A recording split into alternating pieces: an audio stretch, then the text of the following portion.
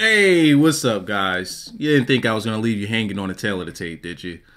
No. I got a whole bunch of these, and I'm going to do them in seasons. This one, we got Shawn Michaels versus Daniel Bryan. And the reason I'm doing this at SummerSlam and not WrestleMania is because, personally, I don't think it would be a WrestleMania caliber match. Don't get me wrong. The story is there. And they had a chance with this if Shawn Michaels wasn't retired and they followed through on that whole thing when Shawn Michaels kind of sort of turned on Daniel Bryan with his whole match against Randy Orton, and Triple H was out there, that whole shtick. Now, the biggest part of this story is that the wrestling school that Daniel Bryan went to, I believe he started out at Shawn Michaels Wrestling School, which is a huge thing. Now, why did I put these two together in the tail of the tape? The answer is simple. We have to do the comparisons, the similarities, and what ultimately makes them different. I don't know. I'm going to have to do a tail of the tape video that just explains to you guys my whole premise behind tail of the tape, because I think a lot of you guys aren't understanding it. So, this one in particular, we have the showstopper, Shawn Michaels, very flamboyant, very out there, very energetic, and Daniel Bryan, who, though he is energetic, he's not exactly showstopper, show off, flamboyant, or anything like that. But what he does have is command of the crowd, just like Shawn does. Now, do I think that Daniel Bryan could ever go heel like Shawn and get away with it? See, a lot of you guys don't know. Daniel Bryan can play a very, very, very good heel. If any of you guys have seen his Indies work, his ROH work, his work in Japan or anywhere else, you know Daniel Bryan could be a strong heel. If they let him be the pricky, I'm gonna curse you out to your face and call you shit heel, he can do it perfectly. I mean, he'll have to get the hair off of his face, and he'll have to get the hair off of his head so that he can become the American Dragon, Bryan Danielson. I doubt we're going to get that from WWE, especially with how hot he is as a babyface. And for some reason, when somebody gets uber hot as a baby, Vince ain't turning them heel. So we could go on ahead and count that one out. Shawn Michaels, on the other hand, he could go from heel to face easily. He could easily make the transition, and it's seamless because he plays them both very well. Now, Shawn Michaels, Mr. WrestleMania, is what he is. He's the guy that has put on the best overall matches at WrestleManias.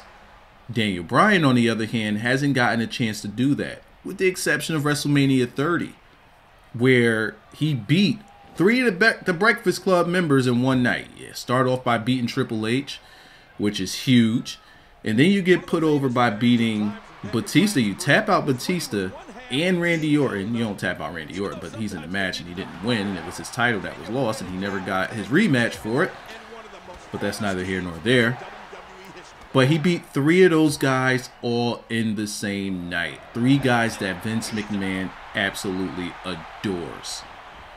Now, that is huge for him, but the only problem is Daniel Bryan's not young. Plus, he just had these surgeries, which I'm pretty sure has taken some wrestling years off of him. So, do I think that we'll ever get a chance to see the full capacity of what Daniel Bryan could bring to the WWE?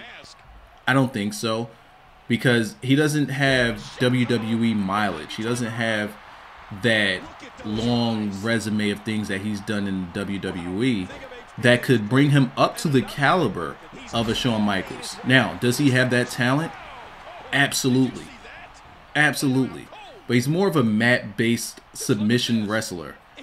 Feels like WWE is trying to change him into a not much of a high flyer, but just kind of like what they're trying to make Adrian Neville, a Mighty Mouse, where he's just flying all over the place. Now, he can adopt any style, but at the same token, he's more of a mat-based guy, a submission guy, a guy that can make you look like complete crap. I mean, One of my favorite matches that Daniel Bryan's had in the WWE was against Sheamus at, what pay-per-view was that? After he lost the title, after Mania. Was it Extreme Rules? I think it was Extreme Rules in the best 2 out of 3 falls. That Daniel Bryan that we had, that was Bryan Danielson. That was him. Just minus the cursing and carrying on and being a complete dick. He wasn't that guy, but as far as his persona. But wrestling skills, bam. That is who I'm used to. Just vicious. Shawn, like I said, can put on matches with almost anyone and make anyone look good. He's a great storyteller, where I'm not sure Daniel Bryan actually excels at. Now, he's had some matches where he's told a good story with Cena and then at WrestleMania, but that's all underdog roles. And WWE does a really good job with underdog stories if they ever want to do it. Shawn Michaels, on the other hand, can tell. Look at the Bukkake name. Shawn Michaels, on the other hand, he can tell any story. Any story, and make you believe it. I mean, hell, the stuff that he did with Taker, the stuff that he's done with Triple H, the stuff that he's done with Jericho, bruh, Shawn Michaels can make you believe in anything. So, what are the similarities that I believe these guys have? They have really good crowd control. The way that they are structured as far as their wrestling differs. Whereas Daniel Bryan could be more of a mat wrestler, Shawn is what WWE wants Daniel Bryan to be, which is that guy that just flies all around the ring and full of energy. So I guess in a way you could say that they're similar there. But could we ever see these guys in the ring? Probably not. Should we ever see these guys in the ring? Absolutely. Because I believe that that is something that could possibly be a 5-star match if we had Shawn in wrestling condition. And I'm pretty sure after the years I've worn on him in retirement, if he's anything like me, we got that sit-down gut. But anyways, that's all I got for this one. Leave down in the comment section some of your suggestions for Tale of the Tape. Now, here's one thing to keep in mind. They have to be wrestling matches that we either are likely to not see or a past and present guy that have similarities. That's how we're doing it this season. That's all I got for this one. Adios.